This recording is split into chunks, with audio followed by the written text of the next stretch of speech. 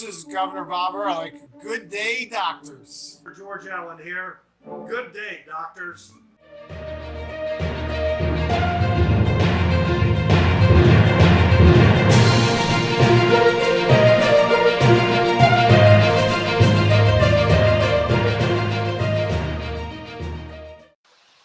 Hey, good Friday evening, everyone. You're watching Dr. Politics and the Political Architect Show. We are here for another exciting week, another action-packed show with our regular doctors, Dr. Jeff Thornton and Dr. Don Irvine. Welcome to the show, and welcome to Craig Yoakum, who's watching us on YouTube. Welcome, everyone. Hey, Dwight, I just had this thought when I was watching that intro. Yeah. You should add that Ever Forward ship that was stuck for a month. Actually, I want to redo that because I do want to redo the direct line opening as well. And I saw something on Facebook where the Parks Department in Anne Arundel County, because that's basically, I mean, the ship was off of, out there outside of one of their parks. I think it's called Downs Park out there. And you know how you take those, you go to Italy, you go and you can take those pictures where it looks like you're holding up the Leaning Tower piece. Right. Yeah. So they had a couple of park employees kind of like looking like they're trying to push the ship out or something. So I thought it was pretty clever. I don't know. Yeah.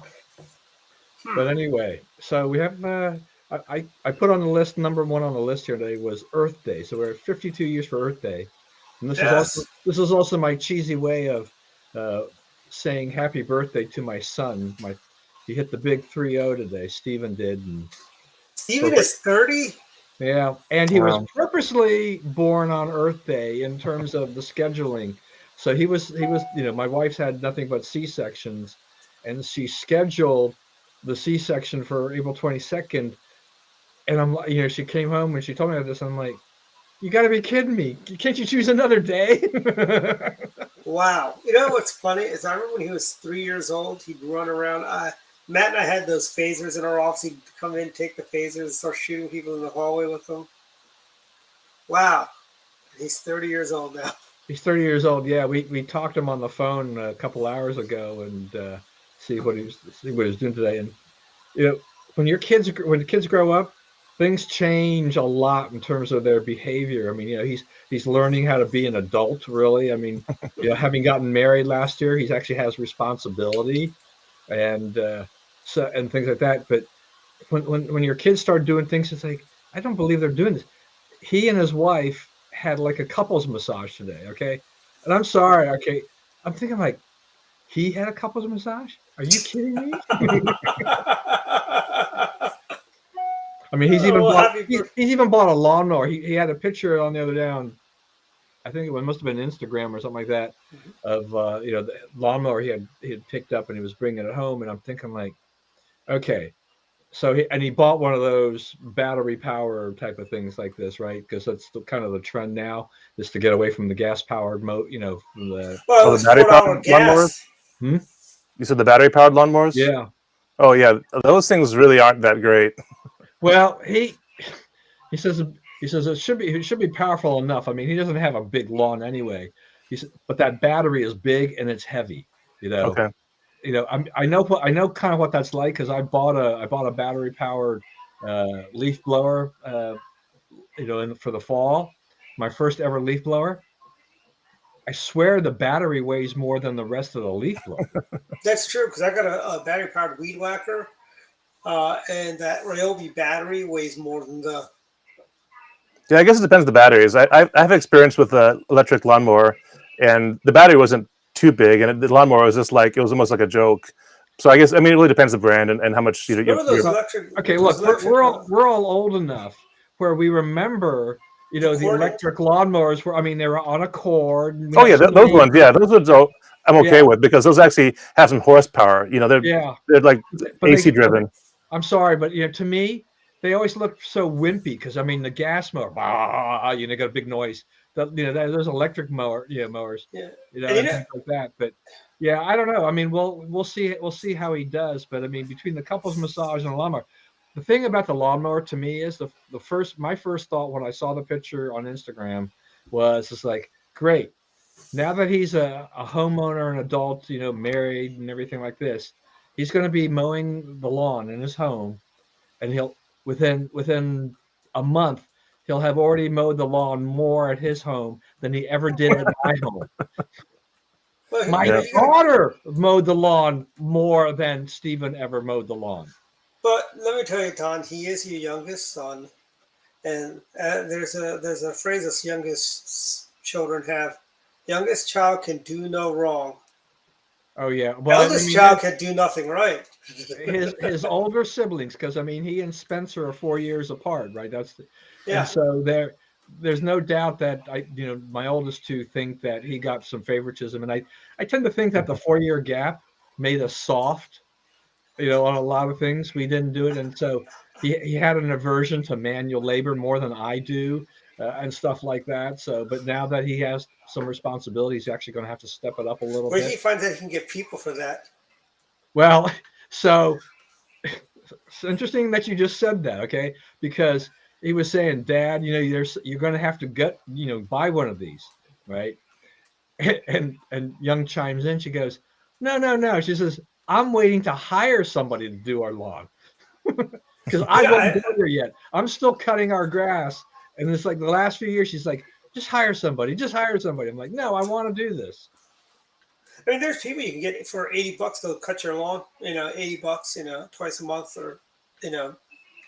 Yeah, I think part of mine is that you can spend $35 or $40 for the whole shebang, right? They come and they cut your grass and they'll do the trimming, they'll edge the lawn and things like that. But sometimes, I mean, they're showing up on a fairly regular schedule.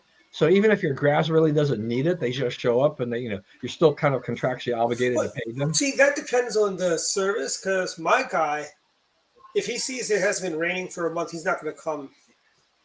There's no point in coming to cut the lawn that's, brown. Yeah.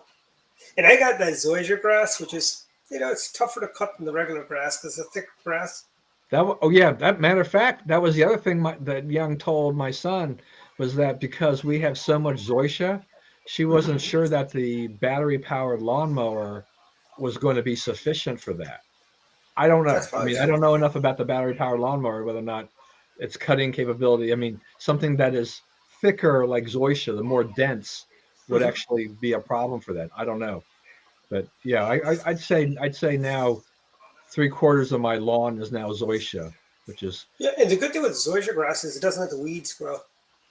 It pretty much does, but you do have to, after a while, every once in a while, you should go and dethatch it because it does kind of build up that way. But yeah, you're exactly right on that. I mean, I was the only weed I had in my parents' lawn, which was heavily zoysia, was that like the onion weed type of thing like that. That would get in there. But when the zoysia, as it spreads, it takes care of all. It chokes everything out. Yeah, it does. It's great. Most people don't know what that is, though. So you know what it is, but because it goes dormant in the winter. And I still remember my neighbor when I lived in the other neighborhood across the street, the Indian guy, and he came over to us one day and he said, "Why is your grass dead?" We're like, "No, it's October. It is now dormant." Yep. And that's the best time to cut it, when it is dormant. Because I remember when I did mow the lawn, mowing it, the first cut was always the easiest one because everything was still dead. And once you cut it, it starts coming up green, and that's when it gets thicker and harder to cut. And that grass is not forgiving. You have to cut it every single week, otherwise it gets too big. You're like emptying the bagger after one or two rows. You got to empty the bagger and so on. See, I'm kind of glad that I finally gave up the bagging thing of it, and we just what they call the grass cycle or whatever, the clippings go back in. The one thing I hated about cutting zoysia and bagging it is that because of the way it is, when it tended to be a lot like dustier or whatever. Yep. It was just because I don't know, but this is the way it was being cut up into little pieces or whatever. It will always kind of give you this like almost cloud of dust. It was pretty hard to deal with.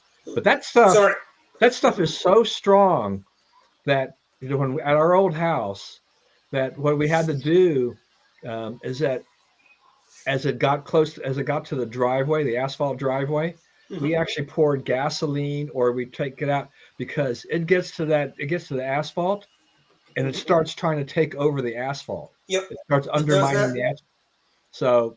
So we watch that to make sure it's like we're trying to make sure we always have a barrier between the zoysia and the asphalt. And I do, every couple of years, I do have to take out a few plugs. I'll just put them in a wheelbarrow up in front of the house. It's gone in a couple of people will come and take that and put it in there, Well, I mean, if you had to buy it, it's kind of expensive, isn't it? It is, And are you guys doing gardening this year? Are we doing what? Gardening? A garden? Are you putting in tomatoes? Young never does that. She's done less and less of that. She mainly she'll probably have some Thai basil, she'll probably grow a basil plant, and then she's got some spring onions in the back, and what was that other thing she was calling? I think she has some chives. Remember back, because remember Jimmy Carter told us to plant recession gardens. I'm waiting for Joe Biden to tell us to plant inflation gardens. Well, you need that. You need that now. That's actually an interesting thing. Is like how many people will actually start growing some of their own, vegetables and stuff like that. Because how many people know how to do it still? Jeff, I would have guessed that you probably don't know how to do a garden. No, I grew up with a garden, so I know how to garden. Okay. Don't insult me. Yeah, no, we used to grow green beans and tomatoes and summer squash and zucchini. So nothing like we didn't. I think grow lettuce or cabbage, and we didn't grow corn. But the kinds of things that are easy to cook. So I know we did like the zucchini, the summer squash, and other types of things that are just you can cook up whenever, and they pretty good. The other stuff that we didn't ever try any roots. So we didn't ever do carrots or potatoes or onions or those things, but I did lettuce one year, and the rabbits had a feast. Well, that's part of. Now that's the other part of the problem. First of all, I want to say, Dwight, I think you were profiling Jeff, so shame on you. Well, I mean, he lived more of his life in Michigan. I mean, he lived for a while in Michigan. It's kind of hard to garden in Michigan. No, Michigan is an agricultural state. I mean, there's a lot of there's a lot of farms in Michigan, and especially there's a lot of orchards in Michigan. So the big things in Michigan are the apples and the cherries. So the Bing cherries, that's a Michigan thing. Oh, is that a Michigan thing? Mm-hmm. And there's a lot of apple orchards in Michigan, and so I don't think they invented the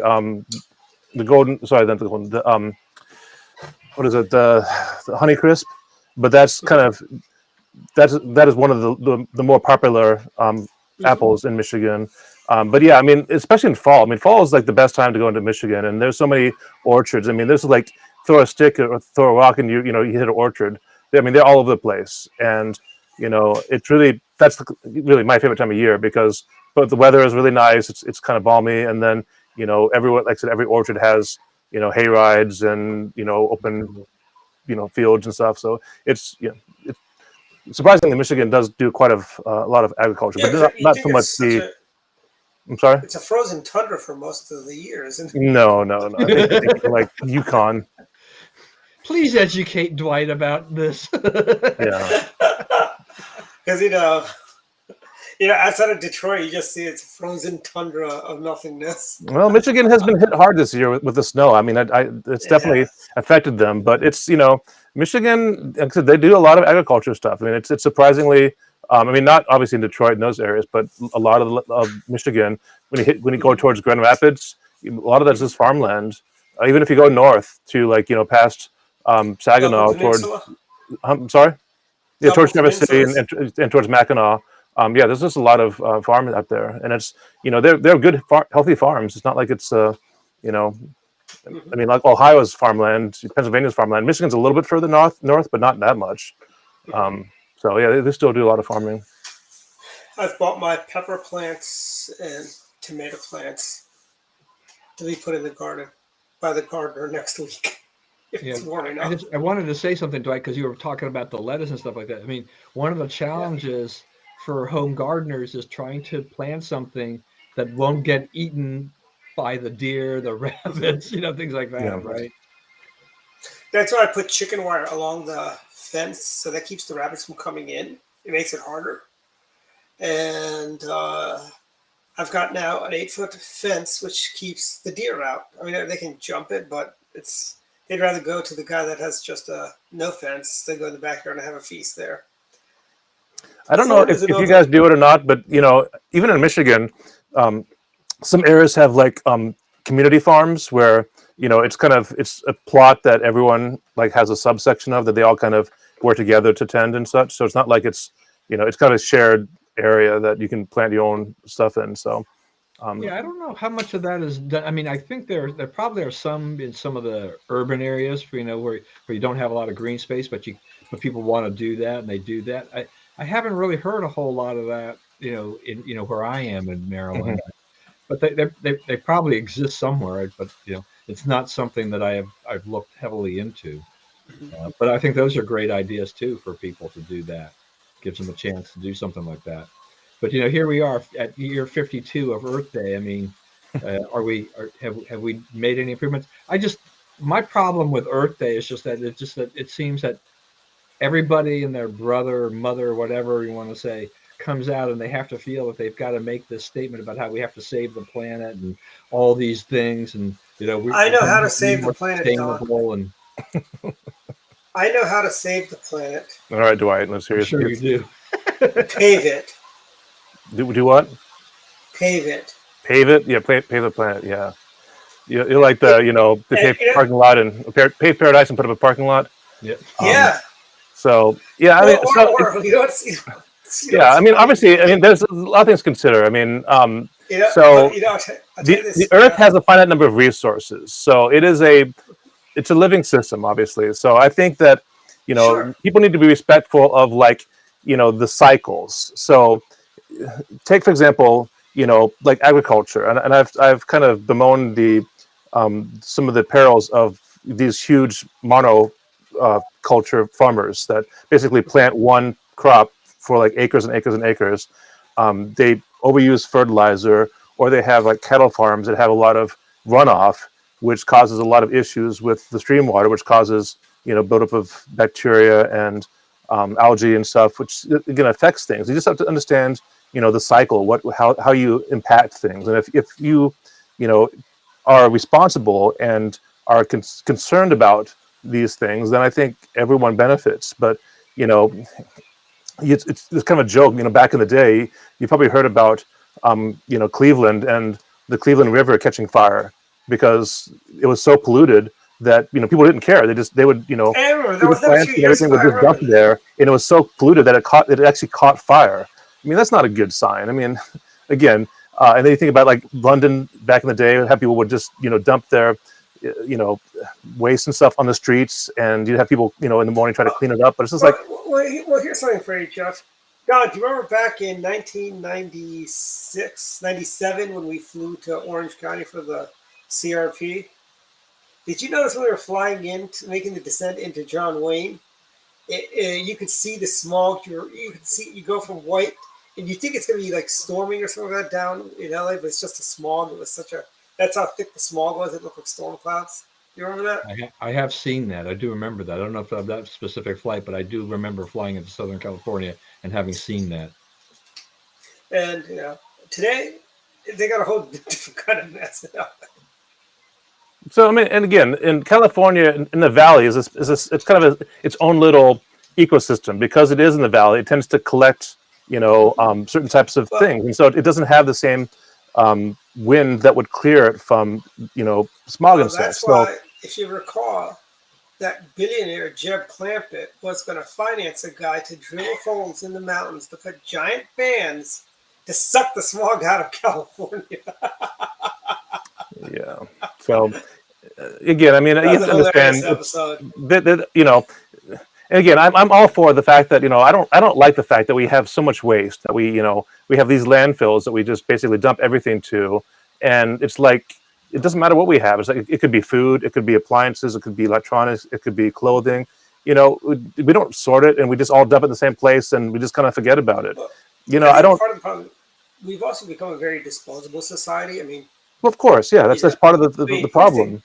What was the last time you ever called a repairman to fix a refrigerator or a dishwasher, whatever? It's just buy a new one. Well, and again, I'm kind of an advocate of the right to repair movement because I believe that consumers should have the right to have the tool set to, repair their equipment. They should be given availability of parts and schematics so that they can, like in the old days, it was never a big deal to give someone who had like a radio a schematic of this is how it works. So Yeah, that they if used you to have have a it printed tool, on the inside of the radio. If you open up the radio, they had the schematics on the Yeah. back of it. yeah, and there's nothing like that didn't mean you could like copy it. It didn't give you any IP rights. It's just it gave people the ability to work on their equipment and to fix it, to repair it. And even back in the day, you had service guides that say, if you have this is how you fix it, and they actually had you'd get a washer dryer Was to it get in the children back that and say, used to put those these are the books parts out you can on how to fix replace, and cars? here's how you order them. You don't really see that anymore. You kind of assume you call it appliance person, but they're like, well, we can't get these parts. It's just cheaper to get a new one. So we basically say, okay, well, we're just gonna toss it and replace it, and there's no consideration of like reuse at all. So I'm probably one of the biggest hoarders in terms of electronics because I try to reuse stuff. I try to repair it as much as I can because I hate the Oh, I got concept some of stuff for you throwing then, stuff Chuck. away. I got some stuff for you tomorrow. No. Don't encourage my habit. I'm just saying that I tend to, if I can repair something, I want to try to repair it because I think we're all old enough to remember those Time Life books on Fix It. We actually used to have a whole stack of them at our house years ago when I was a kid and growing up. How many times those things were probably ever opened? Maybe once, twice, Well, like having cobblers, being a cobbler was a profession where people would take their shoes and get repaired because you get a good quality pair of shoes.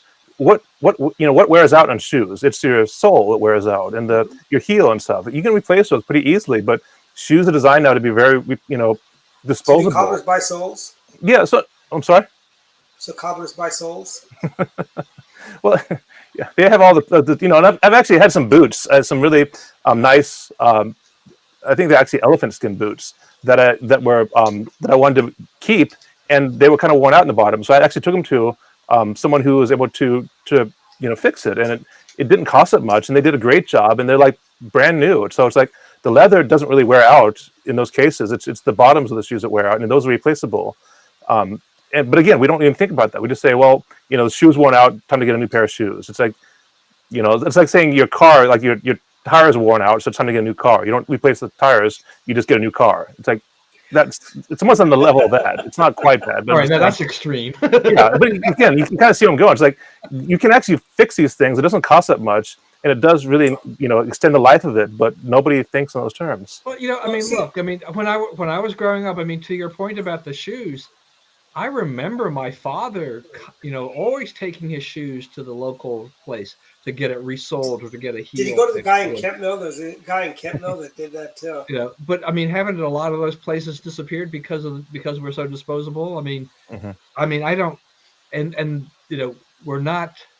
we don't dress up, and wear a lot of fancy shoes that have a lot of things. We have some, but I don't think, my father had a whole closet full of dress shoes for going to work and doing things like that. He really didn't have much in the way of casual shoes, and he had some athletic shoes when he was playing tennis, but that was about it. If I think about what I've got as shoes, I've got 2 or 3 pairs of like dress shoes, and everything else is kind of a walking shoe or sneaker or whatever, but they're pretty inexpensive. I realized the other day that I lost track of what we were buying, and I've got more than enough of those Skechers that I bought at Costco every time they come on sale for like $25. I'm like, wait a minute, I don't need to buy anymore for a while. I haven't worn out these. Now I've got like 3 or 4 more pairs. How did I let that happen?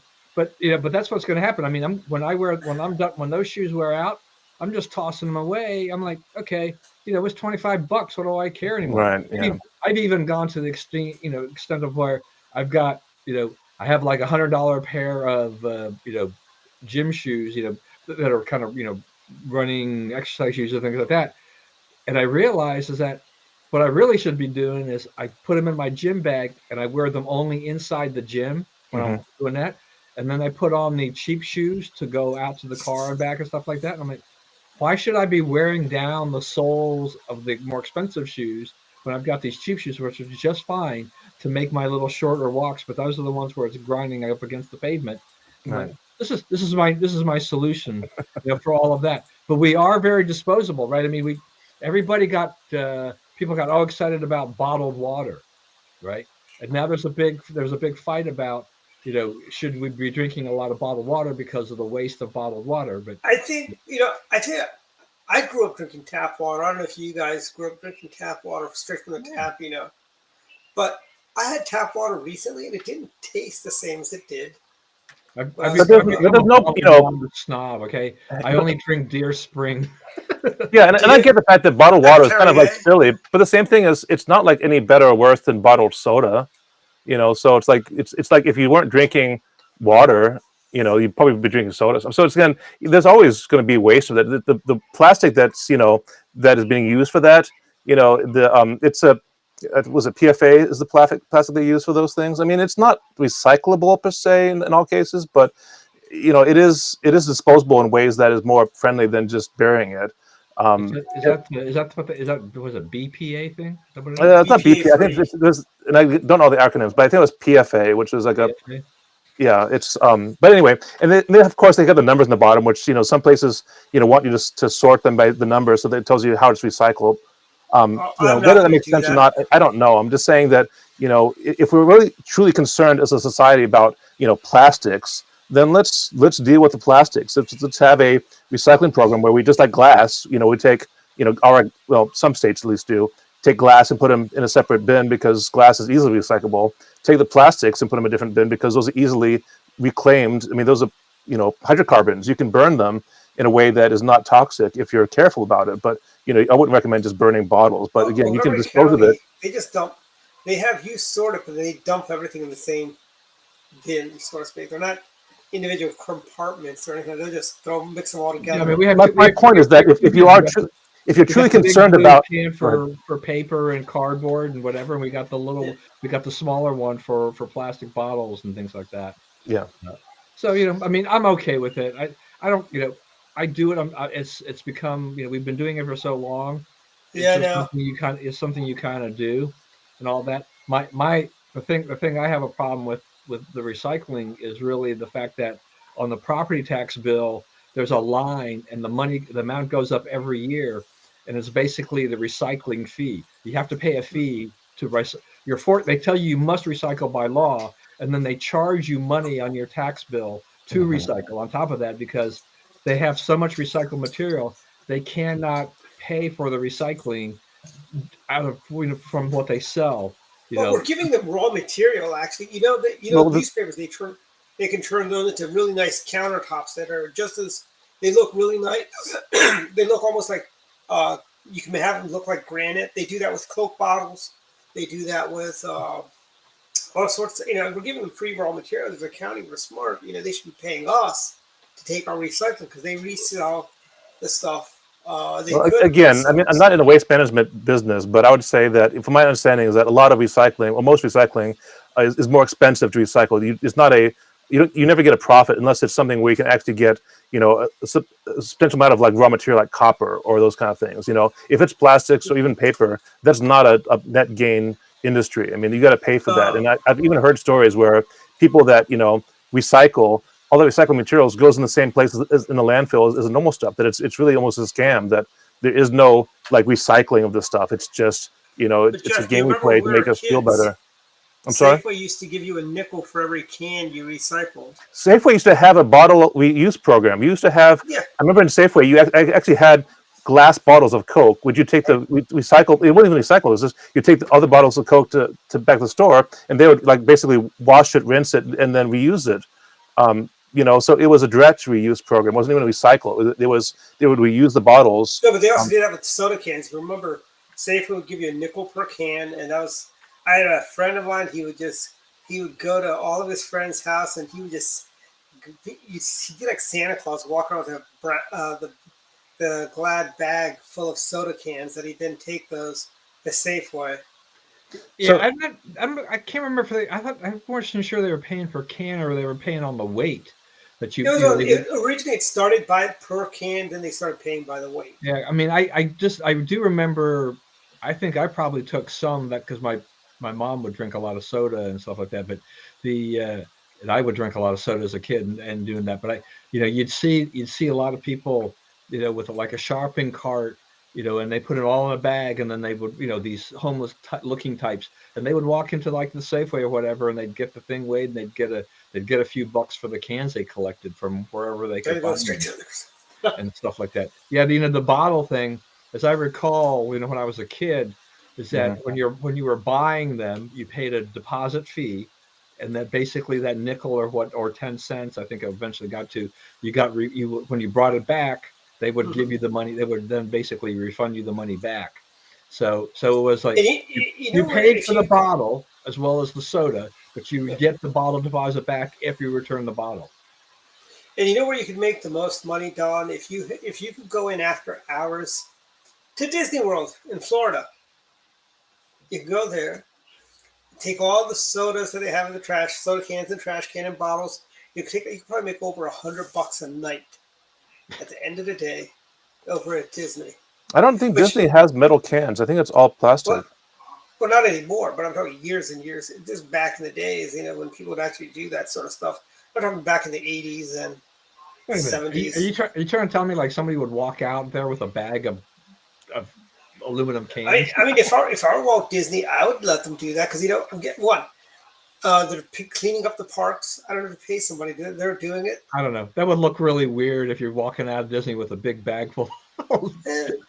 Hey, not and not to transition, but Disney, the mouse got his nose slapped this week by the Florida legislature. They lost their special authoritarian. They were an authoritarian Republican in the great state of Florida. No more. They're part of Orange County now. Orange and Osceola, right? Yeah. They're split between those two. That's true. I don't know. I think we all have to do some more study and reading about this. I mean, there was no doubt that the law revoking the Reedy Improvement District, taxing district, or whatever they call it, was a direct result of Disney's vocal opposition to the parental rights law. Mm-hmm. But on the other hand, there does seem to be that the question there now is is Orange County, is Osceola, I mean the residents there, are they now going to be responsible to handle the things with Disney, including the bond debt and some other things there that they will then have to actually tax? They can tax Disney to a certain extent, but they may have to tax the taxpayers within those two areas to help pay for all of that.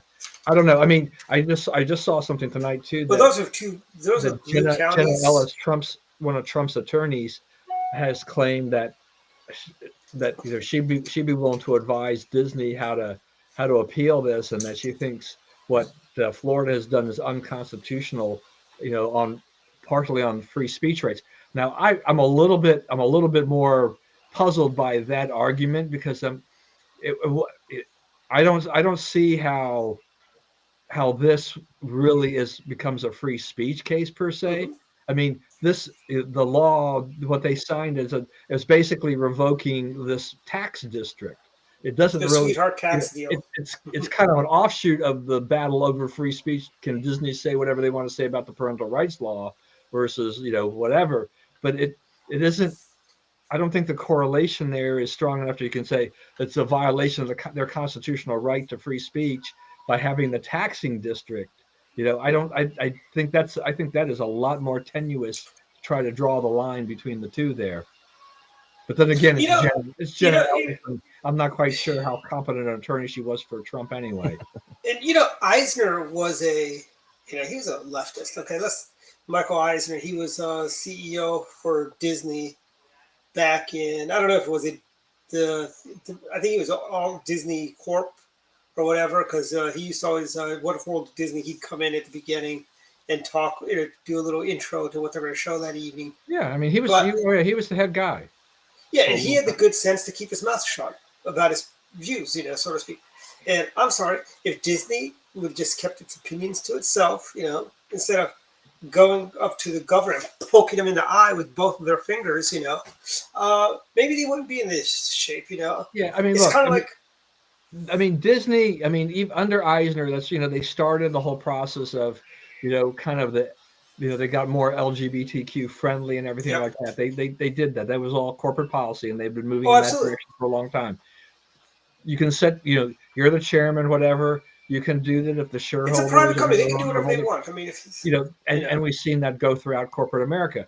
Bob Chapek, who took over, for Bob Iger this past year, his thing is that he was basically saying, he didn't want Disney into politics. I mean, they'd already, they'd taken a beating for a while with ESPN when they got political. He really wanted to avoid the politics, which is really the right decision, I think, for them. But, what happened is that the employees at Disney, in Florida and others got, they voiced their opinion, the LGBTQ community. And so he then turned around and went from silence to opposing the law. And that's when they got into trouble, and it's created this kind of firestorm with everything. The stock is dropping, and a lot of conservatives are saying, see, they're getting, they're just desserts for being so woke. Once again, I think you have to be reasonable and pragmatic about these things. You can't keep having these knee-jerk reactions just because the stock didn't fall because Disney's woke. Okay, it isn't that line. The stock it's overpriced. A, because the stock market is generally falling, and B, we're learning that streaming, may have run out of steam a little bit, and so a lot of. Oh, you don't say, hey, is Chris Wallace going to file for unemployment now? We'll have to wait and see exactly what happens to all those people, right? But I mean, I think Disney has some challenges, but they are also a juggernaut. I mean, when it comes to theme parks, I don't believe that there are enough conservatives are going to stop taking their kids or grandkids to Disney World or Disneyland or Epcot Center or anything like that. I mean, I just don't see it. Will they stop watching the movies? Kids like it, but I don't think so. I mean, I think you're going to get a percentage, but you're not going to get enough that it would make a dent in Disney's profits. Okay, I'm going to shock you guys. The kids like Disney, but when I was a kid, I was never that enamored by Disney. We used to go down there every couple of years to Disney, right? And I was kind of like, it's not, why don't we keep coming here? It's not like it's the same thing every couple of years, Sure, they add a new thing, we went when they added the Epcot Pavilion and stuff like that. I just was not. I was more impressed with King's Dominion. I think I liked King's Dominion better. One, it was closer, and two, they had Yogi Bear there. Well, I mean, Disney. I think Disney was smarter than the average bear. The things I liked about Disney, were just because they built a lot of things around their properties, right? All their movie properties, which was, so you could tie that in. Kids see Cinderella, and all this kind of stuff. They get into that. But, I loved, going through It's a Small World. I love the Tiki Bar thing. I mean, there are just some of these things that are funny. But, a lot of those things are gone now because they're politically incorrect. They're trying to erase all of that and just change it to a different kind of politics. And I'm like, I don't know if I would enjoy that as much anymore. But Disney, it's going to be. I'm more curious too as to exactly where the ceiling is, how much pricing power Disney has. They have over the last several years, even through the pandemic, they have been gradually raising their prices to all the parks. By the way, they're making a lot of money off those parks. So what's the exchange rate dollar to the Disney buck? Right. So my view is this: that Disney World is kind of like the Mecca for us consumerists. That you got to visit there at least once in your lifetime. But it's not like one of those places you have to visit every year because there's not much that changes. I would say actually down in that area, it's Universal Studios that gets the most attraction. Yes, that's the one that has the rides. That's the one that has all the the Harry Potter and everything like that. If you want to go for the amusement stuff, it's Universal Studios you go to, not Disney World. Movies. I'm sorry? It's tied more to a lot of blockbusters. And it changes a lot more, yeah, too. I mean, so there's a lot more there. And again, there may be some crossover too, because I think I remember that, back before Disney bought LucasArts, there was more of the Star Wars in the Universal Studios area. I don't know how that's changed since then. But again, that's the thing that tends to be more in tune with the changes. So if the new movie comes out, it's more likely to have a presence down in Universal Studios. I am so happy Disney never bought Star Trek because they've destroyed Star Wars. Well, I've stopped watching Star Wars. Even as much as I love the original ones and kind of was working my way through the other ones, there's been very few that I actually have enjoyed. And the storyline of the last three, I'm sorry. The First Order was right, frankly. The Rebels were a bunch of terrorist thugs, okay? If you think about it like Star Wars, right? Darth Vader could have blown Princess Leia's ship out of the sky, right? It had blown it off because he was chasing it with this Imperial Star Destroyer, that in a few shots it would have been gone. The plans for the Death Star would have been gone with it, But no, he tried to minimize the cost of life by, going in, tractor beaming it, and going in and he showed. I think Dwight, for me, like all the more recent Star Wars stuff, to me, I guess in the bottom line for me is just the nostalgia of seeing Princess Leia and Luke Skywalker. And I guess for me, it's like it reminds me of the core movies, and stuff like that. Yeah, I don't get overly excited about the later stuff, though. I did think The Mandalorian was worth watching. I think the storyline could have been so much better if they had done it a little different way. They could have started the movie, the first of the last three. They could have started with, let's say, a rebel Death Star. But they wouldn't call it a Death Star. They call it a Friend Star, whatever. And have two Imperial Star Destroyers fly into it and blow up the rebel Death Star. And Luke Skywalker would be head of the Republic. And he would basically says, if they could have gone the whole terrorism route and how Luke Skywalker would sent all the Jedi Order to go out and ferret out all the Sith loyalists and so on and start a purge against the Sith. And that would have been a much better storyline. Well, besides the storyline, there are a couple of unique things about the original Star Wars. And that was the fact that, first of all... also, Jeff, the last three Star Wars movies were the first three Star Wars movies that the first one was Star Wars, the second one was Empire Strikes Back, the third one was Return of the Jedi. They changed Tatooine to some other desert planet. Luke became Rey. What's his name became Han Solo, Bo Jackman or whatever the guy's name was, and the TIE Fighter guy. And then the next one was The Empire Strikes Back because Luke Skywalker dies, in his he does the what do you call thing, astral projection and fights Kylo Ren. My point was that when Star Wars first came out, you had great cinematography. It wasn't even so much even about the story, but you had the whole, again, the cinematography was amazing. You had a great orchestral score. John Williams did an amazing job with Star Wars. He is still an amazing composer.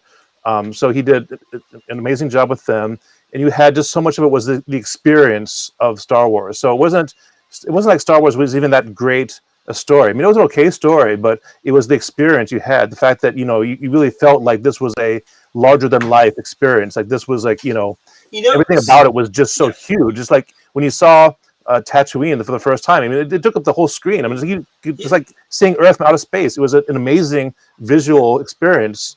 And Jeff, I think people of our generation that saw Star Wars for the first time, it's probably the same reaction people got when they saw the Ten Commandments for the first time, and that party of the Red Sea.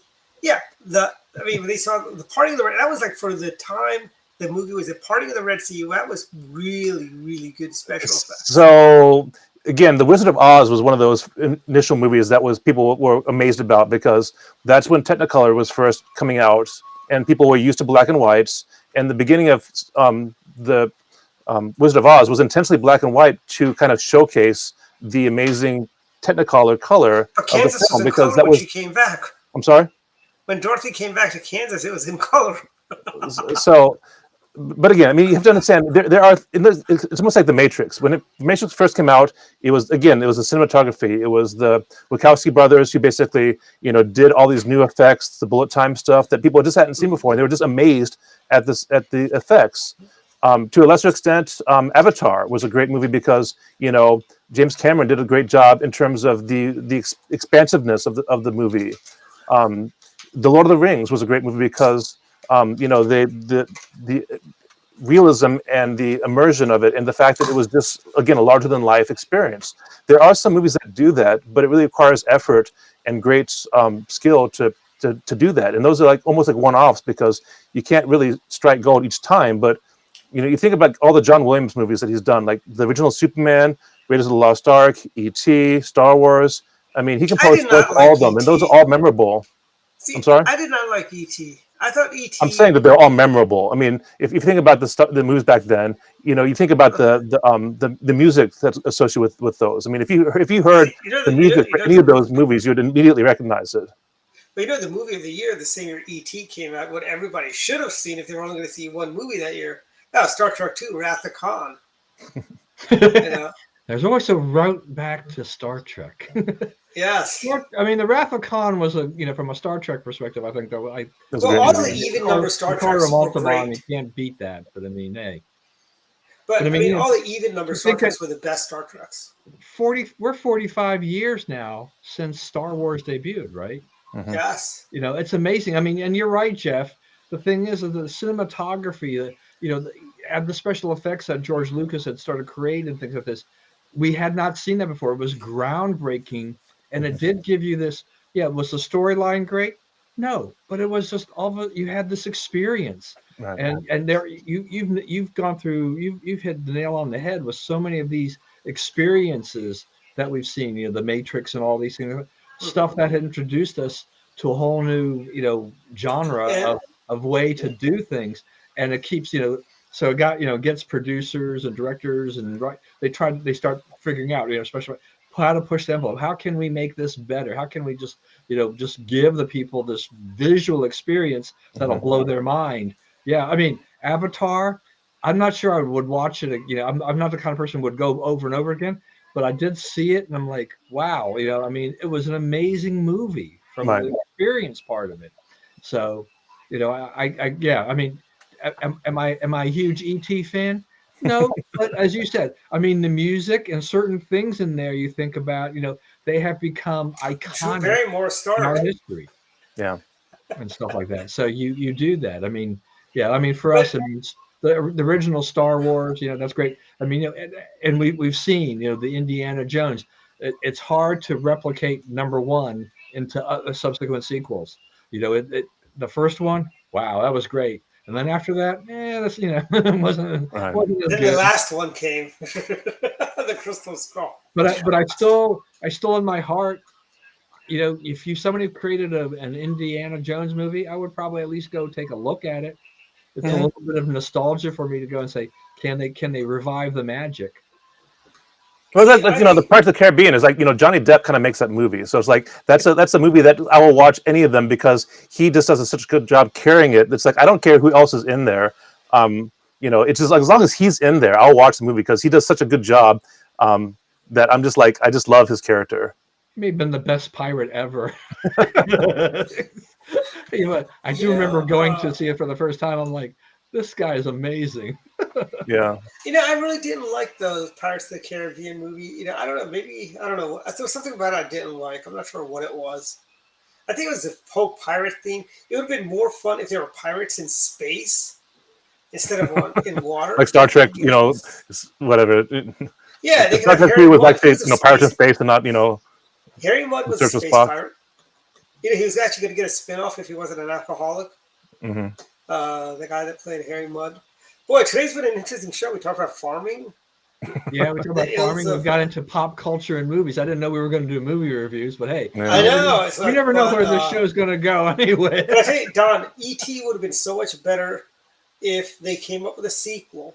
And E.T. was just a scout for an invasion force. And the sequel would have been the invasion of E.T. And they would have come to Earth and enslaved humanity. I think they've done that movie already. Was that Encounters of the Fourth Kind or something, or Independence Day? No, that. But there's other ones too. It's like again, it's like aliens come in. You got to initial force. So if Independence Day aliens were the ET aliens, Yeah. And they could have the kid that played Elliot, Yeah, Anyway, yeah. yeah, Independence Day. That was a funny movie, the first one, and The yeah, sequel wasn't all that great. I'll be curious to see how the sequel to Top Gun goes, because I mean, aren't they finally going to release that?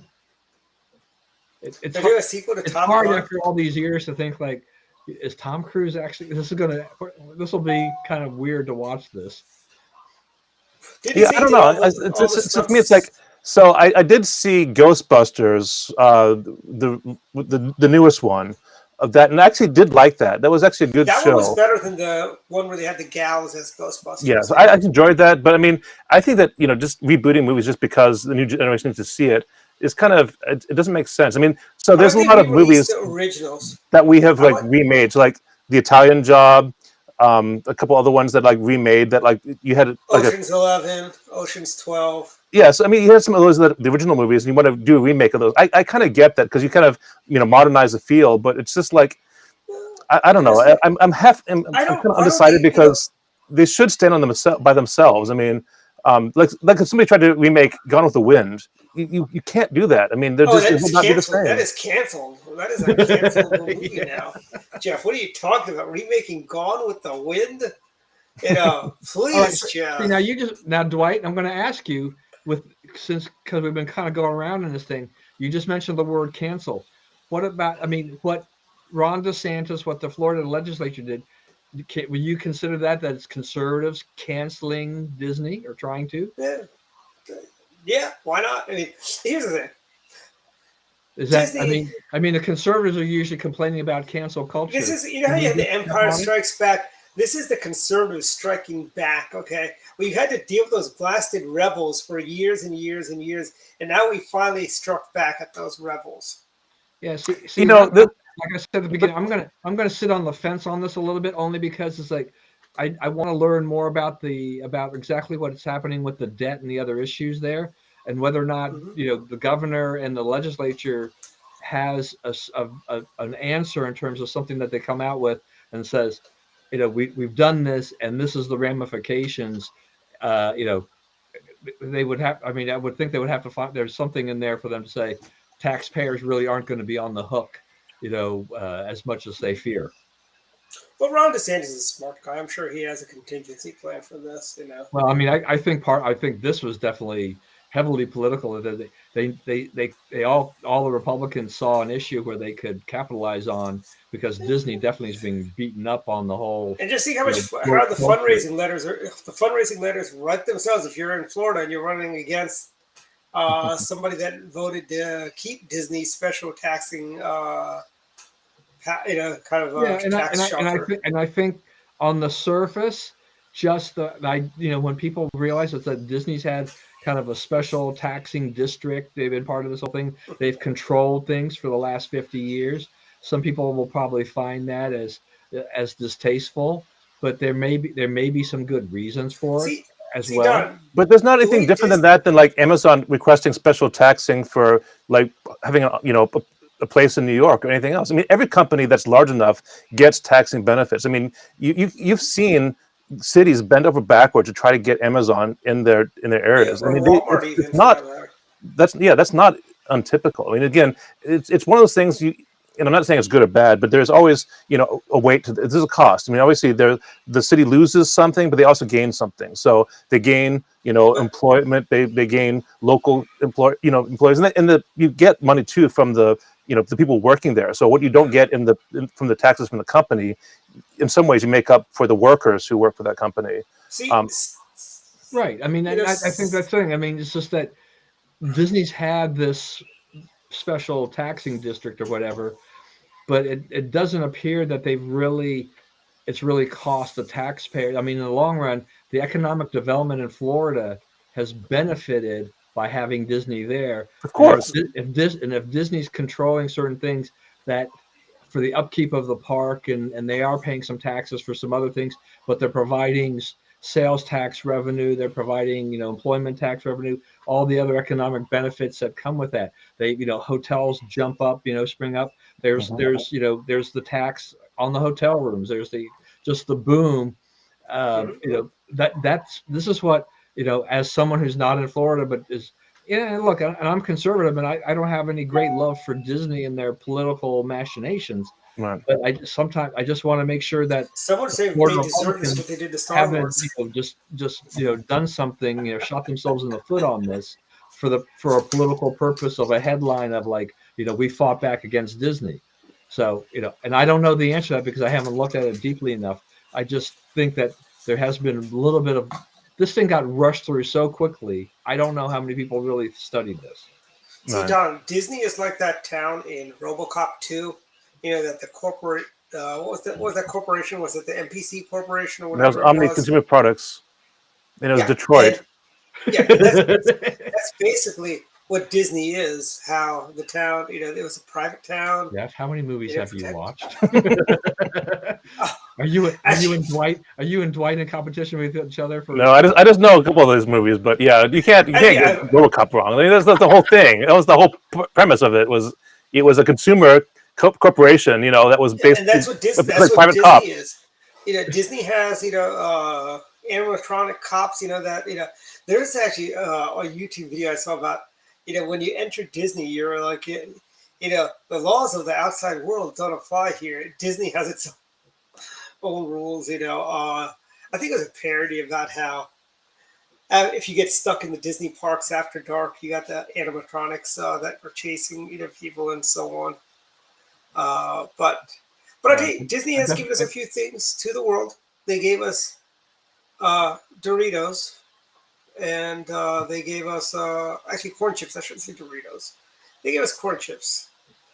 They decided back in Disneyland. They decided the tortillas that were left over, they couldn't use them again the next day, so they cooked or fried them up and sprinkled salt on them, and voila, the Doritos were born. Yeah, so now you're making me hungry for Fritos. I don't know. Yeah, there you go. All right, hey, I think it's time for Real final quick, thoughts. before we go to final thoughts, two things I think it's important for us to cover. Ukraine is Cyrillic for Afghanistan. Okay, Putin. 58 days later, Putin is thinking. Putin must have the reincarnation of General McClellan running the Russian army there. Oh, yeah, we'll be done in a couple of hours. Remember, McClellan said that about the Union Army. We'll put down the rebels, So people went to the first battle of Bull Run with picnic baskets, and it didn't quite work out as well as the Union thought it would. Or to quote one of the founders on Deep Space Nine, I guess this war is going to take a little longer than we thought as they were leaving Deep Space Nine. I think somebody is told. Dwight, what really gets me about about Putin nowadays is, he's saying that Mariupol is being liberated. I don't think that the people in, the residents, the citizens in Mariupol and Ukraine were thinking that this is liberation. This is say that also. Just the definition of liberation. Yeah. Well, to be fair, that's the same thing we used for the Afghans too. We said we're basically liberating them. But we really were liberators. That's different, Jeff. We were liberators there. I'm saying we use the same terminology. For the locals, it may or may not be that actual, that clear cut of situation. So I'm just saying that you got to be careful because what's words are just words. What you actually show is how you are supporting the people on the ground. If you're really humanitarian, then you don't bomb civilian structures like Russia did, or hospitals, or playgrounds, or whatever. The guy is the butcher of Europe right now, Vladimir Putin. He's a butcher, and he should be. When this dust settles, he should be arrested and brought to The Hague for Nuremberg-style trials. Him and his generals should all pay for this, frankly. And I think, what is the holdup in getting helicopters and tanks to the Ukrainians? Come on. There is something going on. Imagine if we did this during Lend-Lease with the British, and we held up the Germans would have marched into London if we took this long. I think it's really and you notice he's pulling back from the western portions where he was trying to get a foothold, and now this is kind of like, if you think about it, this is kind of like a UN policy in South Korea. If you recall, in the beginning, we pushed the North Koreans all the way out, and then the UN changed their mandate, said, "Oh, we want you to unite the Koreans and enforce the results of the election, where the South Korean leader won the popular vote, and then the Chinese got involved and so on. Yeah, he should. Yeah, yes, we should condemn Modi. Modi is nothing more than a freaking sycophant. I know some people say, well, he was friends with Trump and that's why he's doing this, And I'm sorry, I don't care. You're supposed to be a democracy. You stand with the forces of democracy, not the forces of darkness. You are siding with the colonial powers, Modi. I hope you enjoy yourself. You are siding with the equivalent of the modern day British Empire. And yeah, I mean, the Indians, the Brazilians, the Chinese. I think we need to extend, sanctions on them too, frankly. If you're going to side with the bad guys, you're going to pay like the bad guys. Let's do sanctions on those countries as well. Let's see how fast they'll change their tune. And I know the argument is, well, Biden's been a little too friendly with Pakistan. That's why they're doing this. Modi really was friendly with Donald Trump. And he doesn't like Joe Biden, and that's why he's doing this. I'm sorry. I don't like Joe Biden either. I think Joe Biden is the worst president we've ever had. Since Barack Obama, who was the worst since Jimmy Carter. Watching Bill Clinton. I keep going back. Bill Clinton was not as bad as all the other Democrats. I hate to say it, though. He wasn't as bad because he had a Republican Congress that he played ball with, frankly. Didn't we have a balanced budget? Yeah, that was because of all Newt Gingrich and folks like John Kasich. Oh, he's the man who shouldn't be named, right? Balanced budget, something I don't think I'll ever see again in my lifetime, unfortunately. Yeah. Well, part of the problem is, nobody was expecting 9/11. If 9/11 didn't happen, we wouldn't be this far. No, because Obama still would have been elected, and we still would be in the same. Because Obama, I think, more than doubled the debt that President Bush had. Yeah, but there is the budget versus the national debt. But at least on a balanced budget, our Congress does nothing. I don't care who. It doesn't matter if the Republicans are in charge or the Democrats are in charge. I know. Neither party does anything really to actually try to, just balance the budget or come somewhat close instead of having these huge deficits. Remember when we were the party of balanced budgets? Remember we had the balanced budget amendment that Ben Nighthorse Campbell switched parties because the Democrats killed the BBA. And Yeah, I don't know. We had the balanced budget amendment. We had the line item veto powers. That was unconstitutional, and but back then people were. Obviously they're concerned about the budget, the deficit. But the point was that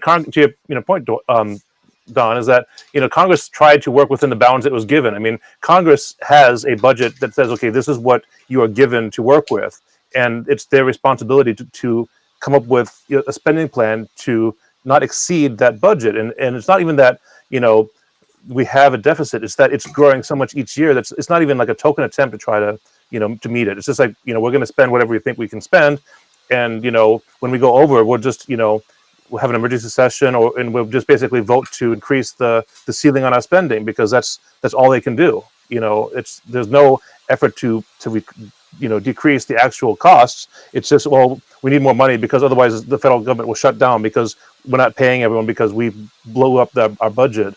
It's really disingenuous, and I just hate the fact that there's no attempt at all to curb spending on any front, whether it be, like I said, Democratic or Republican spending. It's just people want their pet projects, and they're willing to do whatever they can to promote those, even at the cost of breaking the budget. Yeah, and there's a lot of chicanery with all the budget maneuvers, right? Too. They have all these terminology and things like that where where it looks like they're either cutting or barely increasing the spending, but it's really a lot of smoke and mirrors in terms of how they do that. And and that we've benefited. Even though we've had this pandemic and things like that, we have benefited from low interest rates because it's lower borrowing costs, which hasn't increased the deficit, and our national debt and things like that is quite fast. But now we know borrowing costs are going up. So, there's even more pressure now on things because, it's going to cost the government more to borrow to keep paying for all these things. It's just, yeah. I mean, I'm equally disappointed with our politicians' inability to come up with to stay within their means here. I don't know what it is now, but if the OMB releases a financial report every year about the spending and such, and last I checked, which is several years ago, it was like the interest on the debt was like a third of the cost of the budget, just the interest.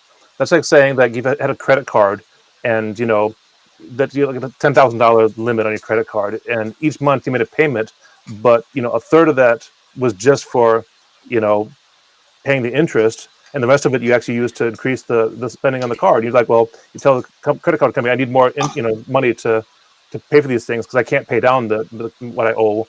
I just need more money, and it's just like everyone realizes that doesn't work for consumers. Why do we think it works for the government? It's just, I don't know. It really bothers me. Because the government can print as much money as they can.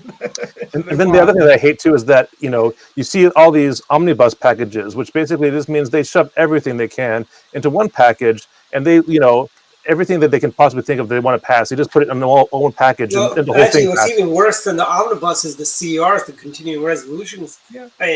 For the longest time, we were just running without a budget on continuing resolutions. Yeah, but I'm saying, to pass everything, what they do is they basically say, okay, well, we've given up on trying to pass individual, things. We're just going to pass just with one budget. We'll let everyone put in what they want. And we'll just pass the whole thing and just slide it under the table and say, okay, deal with it. And it's just nobody really reads that because it's this massive amount of pork and everything that's all stuffed in there. Yeah, and Don, I think that's really what brought the House down for Republicans in 2006 was that last budget that had the bridge to nowhere. I mean, I had to say it, our friends, the Republicans, were spending that would make a drunken sailor blush. That's how bad it got in 2006. It's like, and that's what I'm saying. It's just that neither party is taking any fiscal responsibility at all. It's all it's kick the can down the road because whenever that bill really comes due, we're not going to be here to pay. We're not going to be here, so it doesn't bother me. So we'll let and we've seen this everywhere. Right. This is just the unfortunate nature of a lot of politics.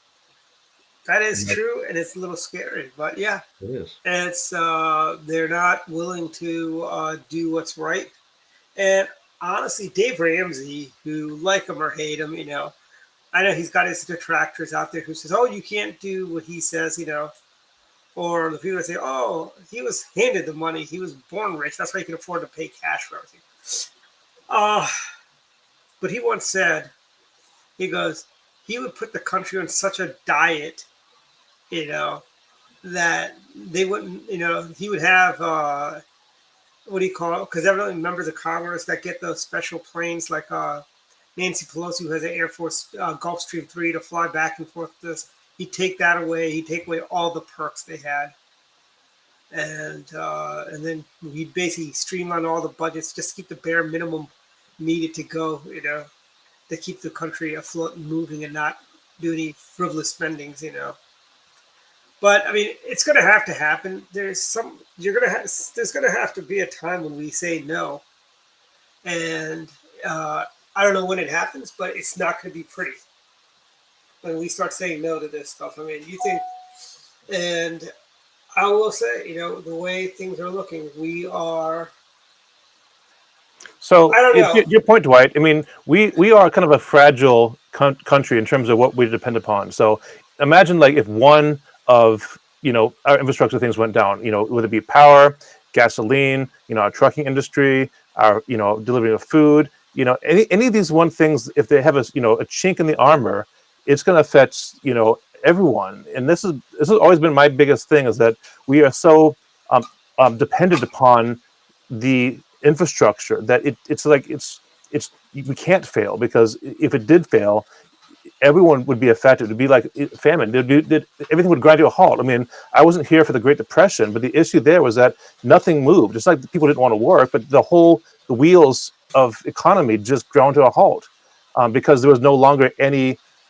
It's like it was just all stuck. It was log jammed, and it's like that can happen again. I mean, it really can, because we have so many things that are interdependent, and if one of those cogs gets stuck, it will take down the whole take everything else down with it.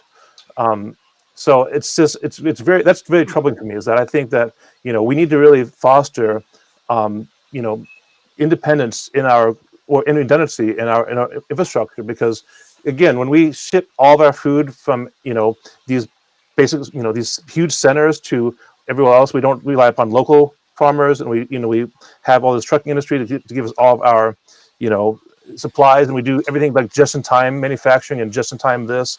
It's like we're so dependent upon the delivery infrastructure that if it went haywire. I mean, we already know that the increase in cost from gas, that it's affecting the cost of products.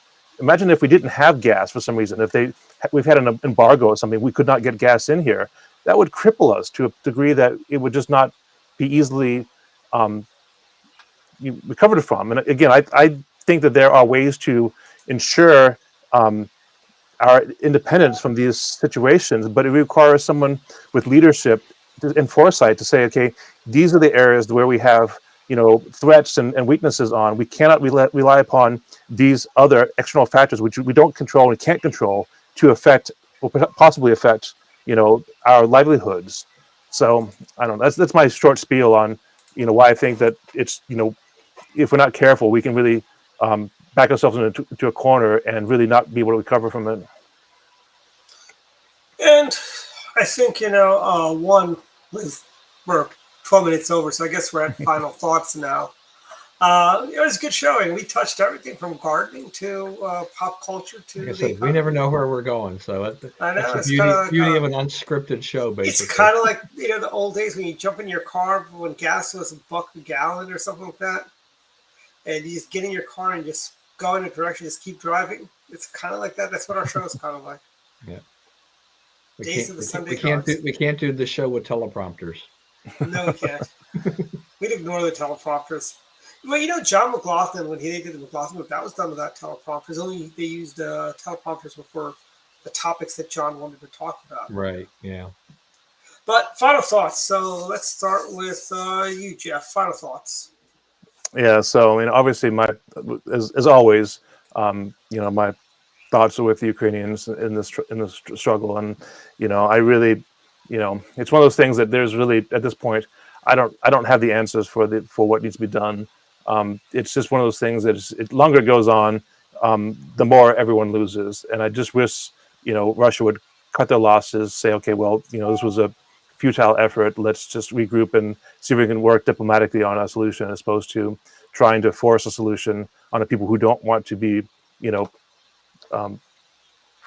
freed or released back to Russia. And, it's just one of those things that I think that that was kind of our mistake, I think, too, in some of our Middle Eastern policies, that we don't know when to cut and run. That you just kind of stick it out, hoping it's going to get better, and it never gets better.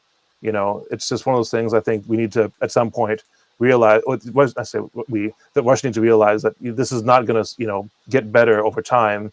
It's just going to cost more resources. You're going to lose more face, and then it's just going to become one of those things that's just become. It's already kind of an intractable, situation. It's kind of like almost like the Vietnam War or something like that. You can't. There's not something you can win. You might as well just cut your losses and say, okay, this was, we're not going to fix this situation. We're just going to say, okay, sorry, we're just going to cut it. So I wish Russia would have that presence of mind to do that. But regardless, I guess my only other thought is that kind of what I was saying about the infrastructure. I mean, I'm certainly not someone who is in the position to make policy, but I think we can see with the cost increases of both food and gas and our chip shortage and everything else, that it really does affect the bottom line. I mean, a lot of people are struggling with the cost of food, with the cost of cars, any kind of thing that they need. Our prices are going up, and we're seeing the consumer price index go up, showing inflation, because all of our goods are costing more because everything about them costs more. The fact that availability is scarce and the transportation costs have gone up, and that we have all these incurred costs that all tie to each other, and you just can't easily fix it by saying, well, let's throw money at this problem or this problem. So even if we had just like if gasoline was no longer an issue, that wouldn't solve the chip shortage. That would be one thing that would be better. but it would even take time for that to kind of work its way through the system.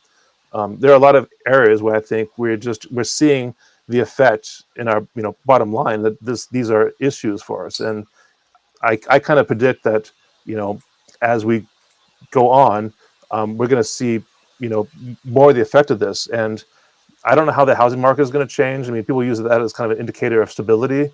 The fact that houses went for so much. I'm not saying that there's going to be a housing bubble, but I think the housing value is overinflated, and especially because we're seeing kind of inflation catch up. I think that's going to even cause a bigger issue. So I think there's going to be a kind of a correction at some point where people are going to be surprised at how much they've actually lost in equity and value in their properties. And I'm not. I guess let me end with this too. I'm not sure if you've heard, but we all remember the recession back starting in 2009.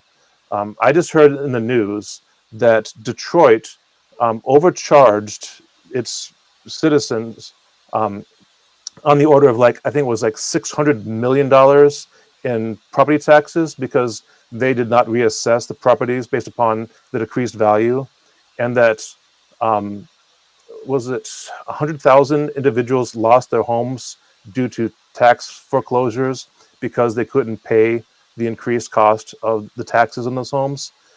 I think that's kind of tragic, and I think that's almost kind of a foreshadowing of what may happen here, where when we have to have our property taxes, based upon the value of our home, which no longer really holds that value, I think that's going to cause a lot more pain in the near term than a lot of even the cost of our goods and services. So that's kind of my prediction and final thoughts. So,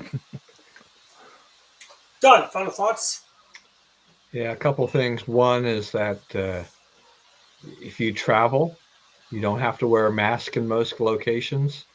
So that was great. That was a Florida judge, a Trump-appointed judge, that lifted the mask mandate for travel.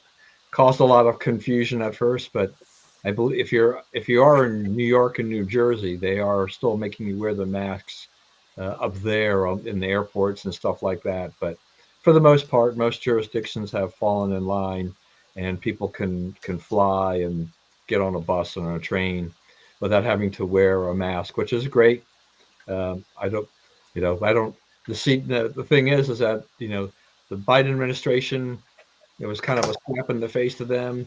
Joe Biden, says, well, I guess we're kind of, at individual rights. Hello, duh. We've been talking about that, and yet now. No, it's kind of Joe got a couple calls from some Democrats who went from definitely holding on to basically on the bubble to we'd lose today if the elections were held. And well, I mean, I thought the ruling in a sense was a potential win for the Democrats, in the sense that you have a judge ruling about this. It then said, okay, well, the judge has ruled on this, so we'll go along with this, and maybe that would help them, give them a little bit of help for November. But no, they're like, well, if the CDC thinks that we need to have them, we'll appeal. So that's apparently what they're going to do. Now, that mask, requirement was set to expire, I think, on May 3rd. I mean, it's April 22nd. We're not talking about a lot of time. I mean, I think the administration is just idiotic for trying to go ahead and appeal this at this stage of the game. And you saw what happened in Philadelphia. They put a mask mandate in, and then 4 days later they decided, oh well, I guess they lifted it. Though it wasn't really clear that the number of cases had actually dropped. They were using the cases as spiking, but I had a long problem with all this attention paid to cases.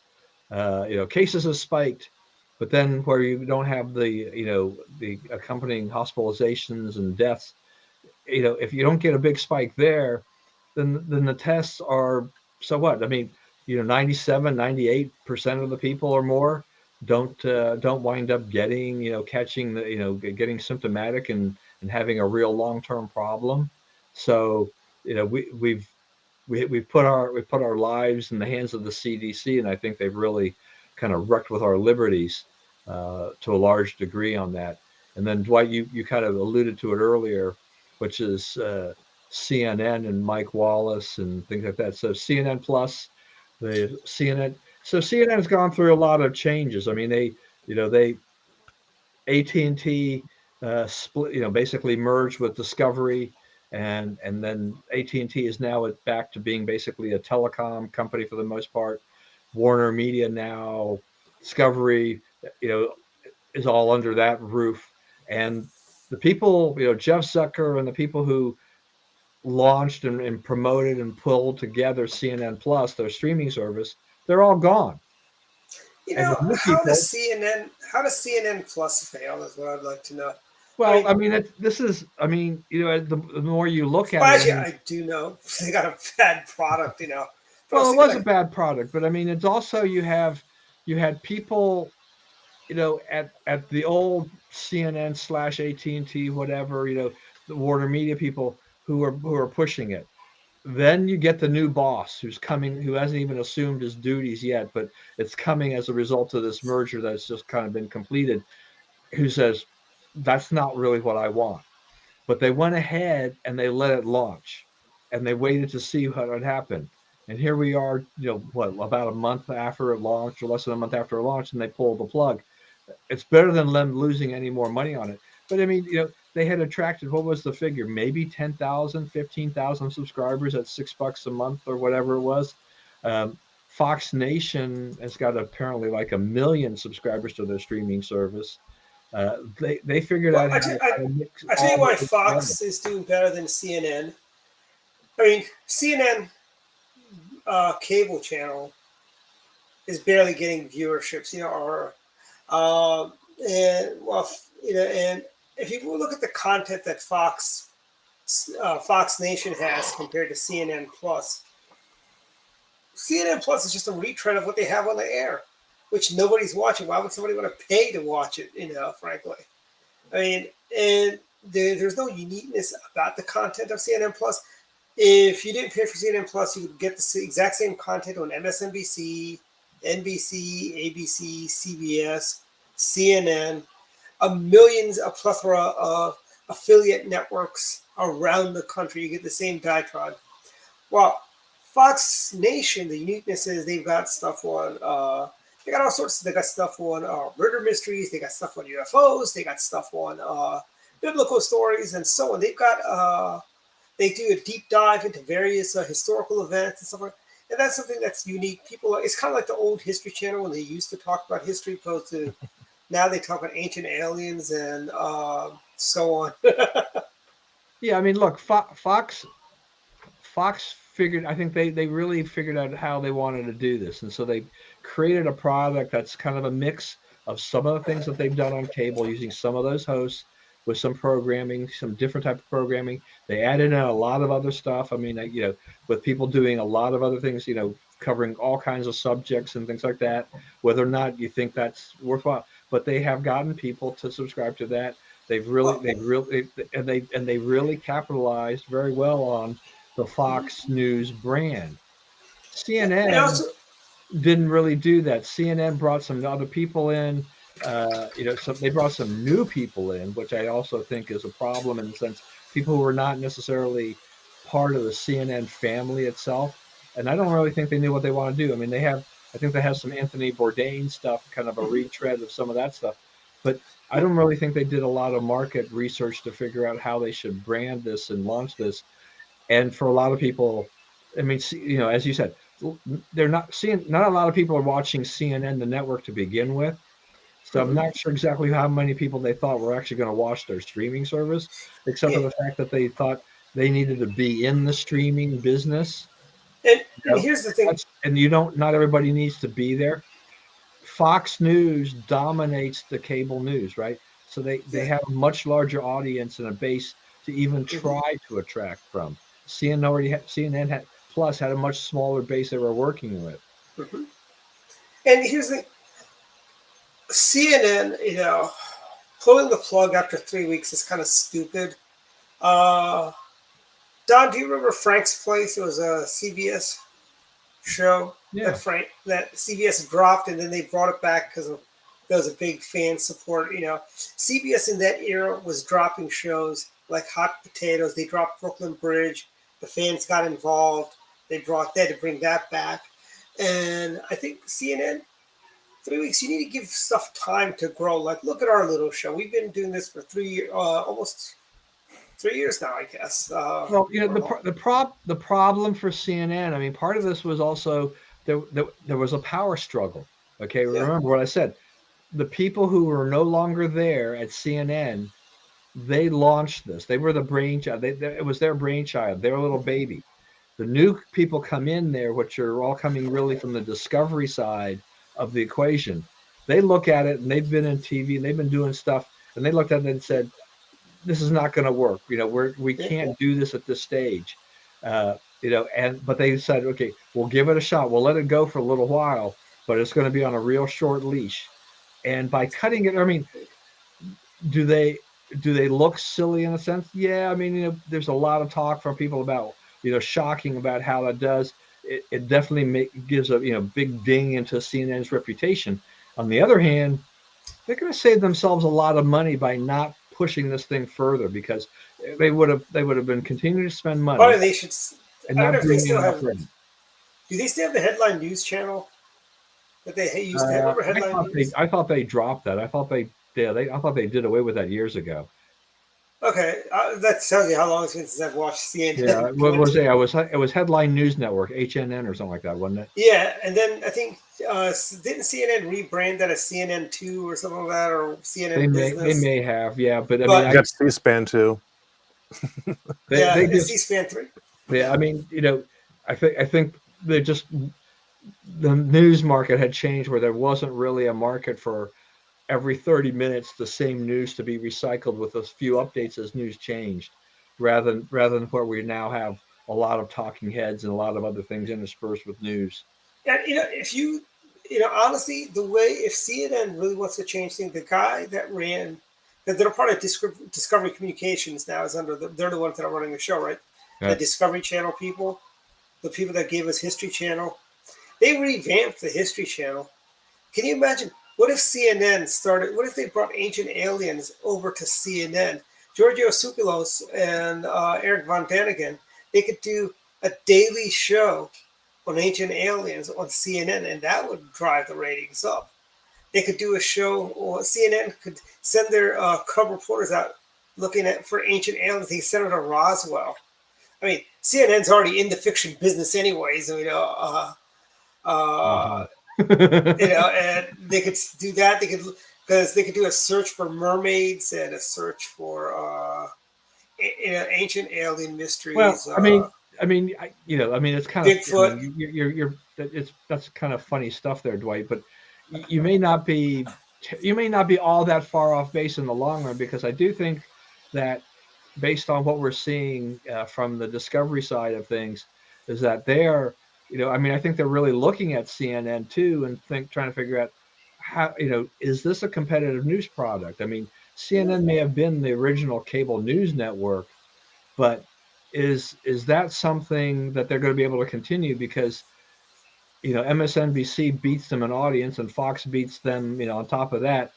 Is there room today for 3 networks, dealing with this, or have people lost? Well, actually, if you give me 6 months to run CNN, I could turn those numbers around.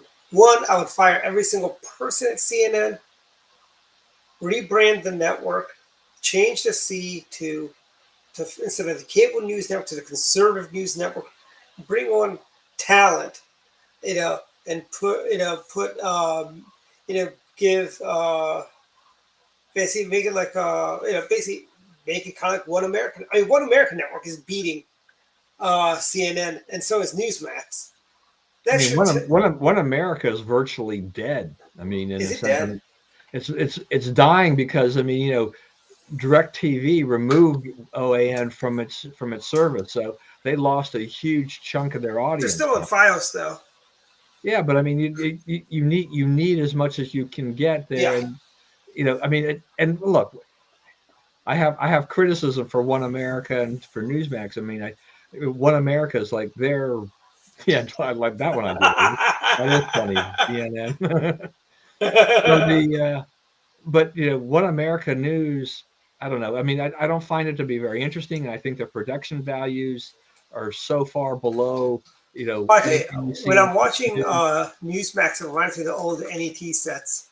Yeah, I mean, they're trying, and I mean, they attracted a lot of people initially that were, disaffected from Fox during the Trump years. But I think that even those people are drifting back over because you get so much more with Fox than you do with Newsmax and OAN, and then even if you know that Fox, some of the Fox anchors or whatever may go off the reservation a little bit, they're still more credible, I think, than a lot of conspiracy theory types that wind up on News That's and OAN. what they rename CNN.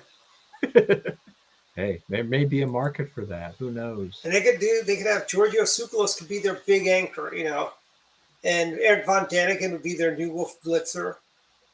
And they could send him around they could send him around New Jersey in the the piney meanie bush, or there's a shrub area where the Jersey Devil, you can go look for the Jersey Devil one day. Yeah, They could be hired. You may get the cable news version of the next Art Bell.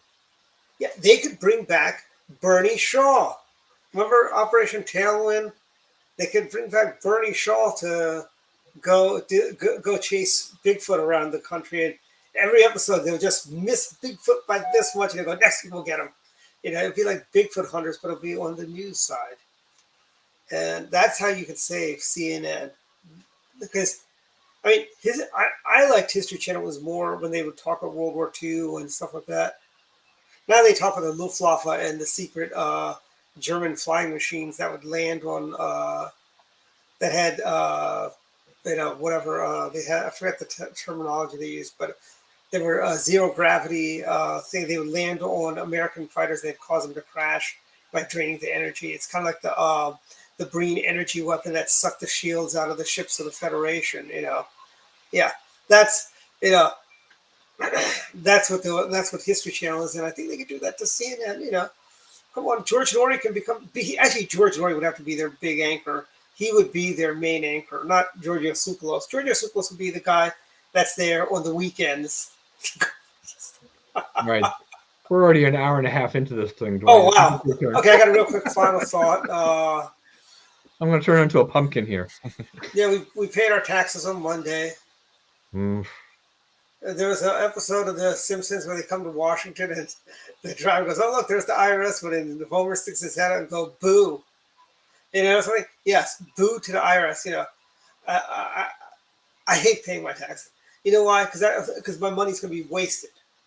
I just paid for who knows whatever reckless silliness the Biden administration wants to do. I could have taken that money and invested and done a better job with it than the government can. But death and taxes, and CNN being in the cellar. Those are the three constances. Hey, and the Orioles being in the cellar. Yeah, Orioles, but it's Orioles magic. They're just lulling everyone to a false sense of security. So come September, they can dash the hopes of those bubble teams that are praying for a playoff berth. They've done that to the Boston Red Sox more times than I can count, and that's a win for me. That's okay. Look, I will say one thing. I hate the Red Sox. I was checking the standings in the major leagues before the show, and the Orioles are not the worst team in baseball right now. The Cincinnati Reds are. So hey, and the Orioles are on a winning streak. I think they've won one in a row. And they did beat the Yankees. They keep. I know. That's Orioles magic. They keep being the nemesis of the Yankees. The Yankees can't figure this out. It's called dashing their playoff hopes and dreams. And so go O's. That's my final thought, amongst with the fact that we're getting into the pollen and travel and heavy campaign season.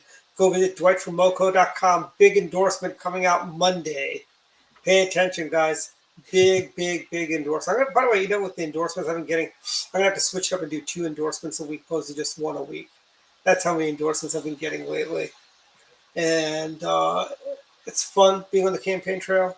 Oh, yeah, Don, the temple, it's open. They're giving Oh free yeah, tours right yeah, now. that's right. I should have written that down. Right. Yeah. So where we are right now officially is that it's still in the what they call the VIP stage. Hmm. So the VIPs that have received invitations are going, and that will end on the 27th, and starting the 28th.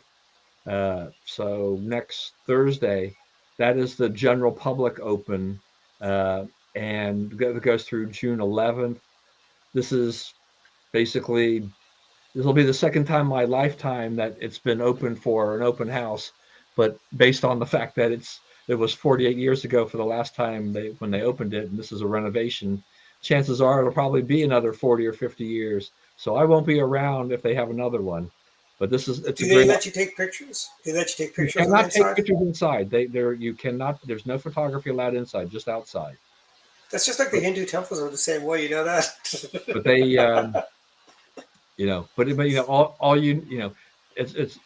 it's free tours. Yeah, you've got Craig knows this. Yeah, you register for parking. You just basically get online, and they're doing it just because there's a limited amount of parking. That's the main reason and they You hope can that park down at Rock Creek and just walk up. It's not a bad walk. yeah, This but it's a beach little road. but there's no sidewalk. No, there is. Isn't there a sidewalk on one side? There's no sidewalk until you get to the visitor center. Between the visitor center and down the street, there's no Yeah, but sidewalk. Stony Brook's not that busy though. Well, it depends. I'm not sure I'd want to walk on the side of the street over there. I'm not sure I trust the drivers one way. Hey, or I've the other. actually run up that way. I parked down at the bluff down on beach, and I've run But up. yeah, our members are the adult volunteers there, and so actually Young she's scheduled on May 9th to drive the shuttle bus between the Forest Glen Metro Station and the Temple for a shift. Mhm. So you can get there a number of ways. I mean, if you're taking Uber or Lyft or getting dropped off, no reservation needed. You just get dropped off. They just want to keep a control of the parking. The visitor center itself, which is the building next to it, will not be open until the open house ends because they need the parking. Otherwise, people will linger. So it's kind of a thing of you come, the tour lasts up to about 45 minutes to an hour. Take some pictures outside. Please go, so that the next cars can come in. So I mean, they're expecting anywhere from 500,000 to 750,000 people or more to attend by the time it's all I mean, done. it is. It is kind of like an icon in the area. I mean, that's one of my earliest Oh, memories. look, it's a landmark. How many times is it's mentioned virtually every day for a traffic report on the Beltway, Yep. right? So Yep. And I tell you, and it's like I remember I was probably about 3 years old the first time I saw it when driving, the Beltway. It's like at night, it's lit up. It looks like a castle, Yeah. And and we remember the Free Dorothy, Right. sign that was sprayed Surrender Dorothy on the Surrender Dorothy. There Surrender you go. Dorothy. Yep. So Yeah. yeah, there's a lot of that. So it's it'll be interesting. The only missionaries you will see there will be some young sister missionaries who are outside on the grounds helping hand out some things, giving some direction, stuff like that. But otherwise our church missionaries are not there. They're not their purpose there is to help out and not to proselyte. It's just to let you have a good time and Nice. enjoy yourself. I should tell Bats about it because I think Bats' mom wants to come by when it's open to do the tour. Yeah, I mean it's the tours run continuously, I believe, from like 9 a.m. to 9 p.m. or something like that, and except for Sunday. Are they leaving lights on all night long at the temple? Because there was a time when they were turning the lights off late at night. The temple wasn't. I think the lights are back on now. Now that the tour is open and everything. So Mm-hmm. yeah, And are they going to be doing the Christmas? I'm just a little jealous. I can't go till the 28th, but I have a lot of friends who've already gone. I'm like, geez, I'm just not important enough. Do they? Are they going to have the what do you call? Coming up, what do you call? Are they going to be having what are the thing? Coming up, the Christmas lights this year? Are they going to do the Well, they lights should. again? I mean, I fully expect that since the visitor center will reopen on June 11th, Mhm. that means that they will go back. They will be able to return. The Festival of Lights will return in December. Oh, nice. So yeah. Okay, and we've been on for way too long tonight. But we've had fun. This is one of our longest shows we've done in a while since I Yeah. think Yeah. We you have. know. But it was a great show. We touched everything from gardening tips to pop culture to politics. A little of everything, a little for something for everyone tonight, I think. That's for sure. Good night, everyone. Good night.